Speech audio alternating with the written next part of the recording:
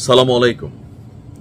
আমি ক্ষুদ্র মানুষ, তারপরেও মোটামুটি ৬-৭ বছর হয়ে যাবে যে কন্টেন্ট তৈরি করছি বা বাংলাদেশের বিভিন্ন বিষয়ে আপনাদের সাথে কথা বলি, মন্তব্য শেয়ার করি বা আপনাদের মতামত জানতে চাই। আর যতটুকু পারি অবজারভেশন করি, বিভিন্ন জায়গা থেকে তথ্যপাত্য আসে। তো সকল কিছু মিলিয়ে গেল কয়েকদিন যাবৎ বাংলাদেশ সেনাবাহিনীকে নিয়ে যা ঘটছে, বিশেষ করে গতকালকে পিনাকিদা তিনি গভীর রাতে যেটা সৃষ্টি করতে চাইছিলেন ক্যান্টনমেন্টে এমনকি রাজপথে, সেটা টোটালি ব্যর্থ হয়েছে। এখন এই যে হুট করে কেন সেনাবাহিনীর একটা অংশ ৪৬ ডিভিশন যারা আছেন তাদের অস্বাভাবিক মুভমেন্ট ছিল, এগুলা কিন্তু আমরা সব পিনাকিদার কাছ থেকেই শুনছি। এগুলার সপক্ষে কোনো এভিডেন্স যে এপিসি নিয়ে যে মুভমেন্টের কথা ছিল, যে অনেকগুলো এপিসি প্লাস এত হাজার সৈন্যের অস্বাভাবিক মুভমেন্ট তিনি পরবর্তী সময় স্ট্যাটাস দিয়েছিলেন, এগুলোর কিন্তু আসলে আইকনিক কোনো এভিডেন্স নাই বা কোনো ফটো অথবা ভিডিও ফুটেজ নেই। তো এখন পিনাকিদার যারা অন্ধভক্ত আছেন তারা একভাবে দেখছেন, আর যারা নর্মালি একটু ব্রেইন ব্যবহার করেন তারা আরেকভাবে দেখছেন। এখন দেখেন, এই মুহূর্তে সেনাবাহিনীর অভ্যন্তরে যেই বিভেদ অথবা যেই ধরেন দুইটা গ্রুপিং করার চেষ্টা চলছে, আমার কাছে মনে হচ্ছে গত ৫ই আগস্টের পর থেকে এই কাজটা চলছে। আর এই সব কিছুর মধ্যে সেনাপ্রধান জেনারেল ওয়াকারুজ্জামান, ওনাকে কানেক্ট করা ট্রাই করা হয় বিভিন্ন সময়, এমনকি ওনার সমর্থক হিসেবে সেনাবাহিনীর যে সকল ঊর্ধ্বতন অফিসাররা আছেন সেটাকেও কানেক্ট করে দীর্ঘদিন চেষ্টা করছে। এটাতে যখন হয় নাই, তারপরে যখন আন্তর্জাতিক অপরাধ ট্রাইব্যুনাল কর্তৃক ২৫ জন সেনা কর্মকর্তার নাম আসলো, তো তাদের বিচার করতে দিবে না সেনাবাহিনী বলে একটা ন্যারেটিভ কিন্তু পিনাকিদা তৈরি করে ফেলছিল। বাট পরক্ষণে যখন গতকালকে আমাদের সেনাবাহিনীর পক্ষ থেকে প্রেস ব্রিফিং আসলো, তখন দেখলাম যে তারা বলছে জাস্টিসের সাথে কোনো কম্প্রোমাইজ হবে না। জাস্টিস তারাও চায়, ইভেন যারা আছে অপরাধী, যারা চাকরিরত আছে তাদেরকে সেনা আইনে বিচার করা, আর যারা চাকরি থেকে সরে গেছে বা অবসরপ্রাপ্ত হয়ে গেছেন তারা হয়তো বাংলাদেশের প্রচলিত আইনে তাদের বিচার হতে পারে। সেনাবাহিনী কিন্তু এখানে কোনোটাতে না করে নাই। এখন ধরুন এই যে গতকালকে রাতে মানুষকে রাজপথে নামানোর যে চেষ্টা, পিনাকির ডাকে আর কেউ কিন্তু মাঠে নামে নাই, নামছে। পিনাকিদার একটু বোঝা উচিত, উনি যথেষ্ট প্রজ্ঞাবান, জ্ঞানী, কিন্তু আম মানুষের কাছে এখন একটা মেসেজ কিন্তু ক্রিয়েট হয়ে গেছে, কোনটা, যে তিনি হাত ধুইয়া সেনাবাহিনীর পিছনে এক ধরনের তিনি লেগেছেন। এক এক সময় এক একটা কথাবার্তা বলে জনগণ এবং সেনাবাহিনীর মধ্যে একটা দূরত্ব, সরকার এবং সেনাবাহিনীর মধ্যে একটা ক্ল্যাশ ক্রিয়েট করা, অথবা সেনাবাহিনীর ভেতরেই দুইটা গ্রুপিং তৈরি করার আপ্রাণ চেষ্টা করে যাচ্ছেন পিনাকিদা এবং ওনার যারা কোরাম আছেন। সম্ভবত আমজনতার কাছে কিন্তু এই পারসেপশনটা এক অংশে ক্রিয়েট হয়ে গেছে। ইভেন ওনাকে নিয়ে গতকালকে যে পরিমাণ ট্রল করা হয়েছে, এত ট্রল পিনাকি সম্ভবত আর পায় নাই দাদা। এখন এটাতে আসলে প্রফিটটা কি হবে? কেউ কেউ বলছেন যে আগামী ফেব্রুয়ারিতে নির্বাচন পিনাকি দ্বারা চায় না। ইভেন দেশি বিদেশি যারা দেশের মধ্যেও নির্বাচন না হলে যাদের জন্য লাভজনক, তো তারা নির্বাচনটাকে আটকানোর অনেক চেষ্টা করতেছে। এখন ডক্টর মোহাম্মদ ইউনূসের যে কঠোর সিদ্ধান্ত, চাহে কুছ ভি হোক, ঝুঁকেগা নেহি সালা, নির্বাচন হবেই হবে, ফেব্রুয়ারিতে নির্বাচন দিবেন। এখন ফেব্রুয়ারিতে নির্বাচন হয়ে গেলে যখন কোনো রাজনৈতিক সরকার আসবে, যদি জামাত আসে তাহলে পিনাকিদা জামাতকে না চাইতে পারবেন, এটাও প্রমাণিত। কারণ জামাতের যারা কর্মী সমর্থক আছেন অনেকে বলেন যে পিনাকিদা হচ্ছে মাস্টার মাইন্ড। কেন? সেই গণজাগরণ মঞ্চে জামাতের যে সকল নেতাদের ফাঁসি দেওয়ানোর দরকার ছিল তখন তিনি একটা ন্যারেটিভ তৈরি করছেন, এরপরে আওয়ামী লীগের সময় তিনি আরেকটা ন্যারেটিভ তৈরি করছেন, এরপরে এখন বিএনপির জন্য তিনি আরেকটা ন্যারেটিভ তৈরি করতেছেন। ঘুরে ফিরে সেই জামাত এখন পিনাকিদার কথায় পানি খায়, ওঠে বসে।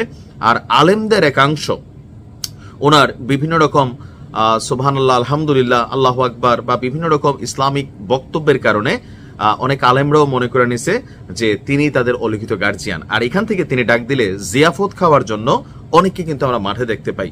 তো এই যে একটা কমিউনিটি বেস ওনার আছে, এই বেসটা তিনি আসলে ব্যবহার করতে চান। গতকালকেও চেষ্টা করছেন, কাজে দেয় নাই। যে সেনাবাহিনীর মধ্যে একটা ক্ল্যাশ হোক, এখানে যারা সেনাবাহিনীর ঊর্ধ্বতন কর্মকর্তারা আছেন, সেনাবাহিনীতে কিন্তু একটা চেইন অফ কমান্ড চলে। তো সেই চেইন অফ কমান্ডে যদি কোনো রকম বিভ্রান্তি তৈরি হয় তাহলে ভিতরে কু হবে।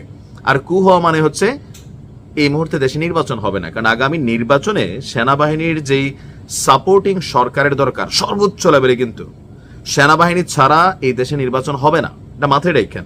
আর যার কারণে আপনি দেখেন ডক্টর ইউনূসের পক্ষ থেকে আজকে আবার একটা বক্তব্য আসছে। আমি তো দিছিলাম যে ডক্টর ইউনূস বলছিলেন নতুন করে আর কোনো সেনা কর্মকর্তাকে গ্রেপ্তার করা হবে না, কারণ একটা বিভ্রান্তি গুজব ছড়াইছিল যে অনেকের নাম হবে, জেনারেল ওয়াকারুজ্জামান ফাঁসিতে ঝুলবেন, তার বিরুদ্ধে মামলা হবে, তাকে গ্রেপ্তার করা হবে। এই যে একটা ন্যারেটিভ দাদা তৈরি করছেন বা ওনার যারা কোরাম আছেন, এটার বিপরীতে কিন্তু সরকার শক্ত। আপনি দেখেন এত কিছুর পরেও পিনাকিদা, সাংবাদিক ইলিয়াস, কনক সরোয়ার, এদেরকে কিন্তু এই সরকার বা ডক্টর ইউনূস কোনোভাবেই, আবার ইদানিং সময় দেখেন এনসিপি কিন্তু তাদেরকে পাত্তা দিচ্ছে না।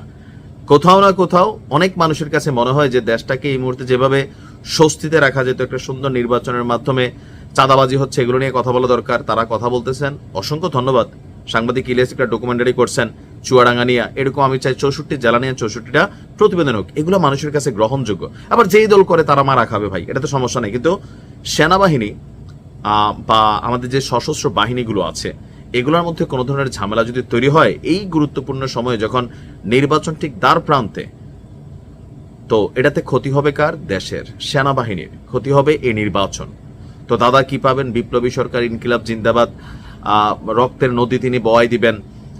ওই যে আমি বরাবরই বলি, আমাদের দেশের নেতারা বলে রক্ত যখন দিয়েছি রক্ত আরো দেবো, এমনকি নিজেরটা দেবো না পাবলিকেরটা দেবো, রক্তের বন্যায় ভেসে যাবে অন্যায়। কার রক্ত বাবা? কে দিবে? আমজনতা সবসময় মারা খায়, আর ওই যে 2-4 জন আমরা মনে করেন গাছে উঠে যাই, তারপরে এই জনতারে ভাইজা ভাইজা খাই। এই খেলা আমজনতা আসলে এখনো বোঝে না। বাঙালি জাতি হিসাবে আমরা অশিক্ষিত, মূর্খ, গান্ডু, মানে ওই উস্তাদ যা বলে, পীর যা বলে, ফলোয়াররা তা মানতে আমরা সবসময় রাজি। আপনি দেখেন এই দেশে এত পীর কেন? ল্যাংটা বাবা, এই বাবা, সেই বাবা, একটাই কারণ, পীর যা বলে, উস্তাদ যা বলে, রাজনৈতিক নেতা যা বলে, অনেক ক্ষেত্রে মার্কাও বড় না, দলও বড় না, লোকাল অনেক কর্মী আছে, ধানের শীষের কর্মী, নৌকার কর্মী বা কোনো দলের কর্মী, কিন্তু বস যখন মার্কা না পায় তখন সে বাবা, বস যদি আনারস হয় সে আনারস হয়ে যায়। তার মানে তার ভিতরে নেতৃত্বের বা ভক্তির জায়গাটা কিন্তু নেতা, এটা আছে এই জাতির মধ্যে, যার কারণে আমরা অনেক সংগ্রামে হয়তো সফলতা পাইছি সামহাউ। কিন্তু এই মুহূর্তে আমার কাছে মনে হয় সেনাবাহিনীকে নিয়ে পিনাকিদার উচিত বা যারা আছেন তাদের উচিত পাবলিকলি একটা নেগেটিভ ন্যারেটিভ তৈরি না করা। 1971-এর পরে বাংলাদেশ সেনাবাহিনীকে নিয়ে, সেনাপ্রধানকে নিয়ে মানে এত টানা বিতর্ক, বা এই সেনাপ্রধানকে সরাই দেওয়া, সেনাবাহিনীতে কুয়ের চেষ্টা করানো, বিভাজন তৈরির চেষ্টা করা, বা ধরেন রাজনৈতিক নেতাদের বিরুদ্ধেও আওয়ামী লীগের সময় যখন করছে তখন বিএনপি জামাত খুব মজা পাইছিল যে না একদম ধরছে, আবার আওয়ামী লীগ অন্যায়ও করছে যেগুলো করছে। এখন যখন ধরেন বিএনপিরে ধরতেছে, তারেক জিয়ারে ধরতেছে, বিভিন্ন নেতাদেরকে ধরতেছে, জামাতের তো আগে ধরে খাইয়াই ফেলছে, জামাতের তো মেরুদণ্ড সে ভাঙিয়াই ফেলছে আপনার গণজাগরণ মঞ্চের প্রেক্ষাপট থেকেই কিন্তু, তাই না? এটা অনেকে ভুলে গেছেন। তো এখন বাকি যে জায়গাগুলো আছে, এখন সামহাও প্রত্যেকটা দলকে তারা নাড়াচাড়া করতেছেন, বা গণ অধিকার পরিষদ তারাও কিন্তু এখন পিনাকিদা এবং সাংবাদিক ইলিয়াস সহ আরো যারা আছেন তাদের যেই ওয়েট ছিল বা সার্বিক গ্রহণযোগ্যতা এখনো আছে, কমসে বিষয়টা ওরকম না, কিন্তু একটা শ্রেণীর ফলোয়ার যারা, তার কাছে মনে হচ্ছে ওনারা আসলে কি চায়। সেনাবাহিনীকে নিয়ে একটা ষড়যন্ত্রের কথা অনেকেই বলে, যে ভারতের রয়ের একটা প্রেসক্রিপশন অনেকেই কাজ করছে। এখন যারা দিনরাত র বলতেছি তারা নিজেরাই কি আসলে রয়ের সাথে কানেক্টেড কিনা, এটাও তো একটা প্রশ্ন মাঝে মাঝে চলে আসছে। দেখেন আমি ক্ষুদ্র মানুষ, কিন্তু আমার প্রশ্নগুলা, আমার কথাগুলা ভক্তির বাহিরে গিয়া বিবেক দিয়ে চিন্তা করবেন। ভালো থাকবেন।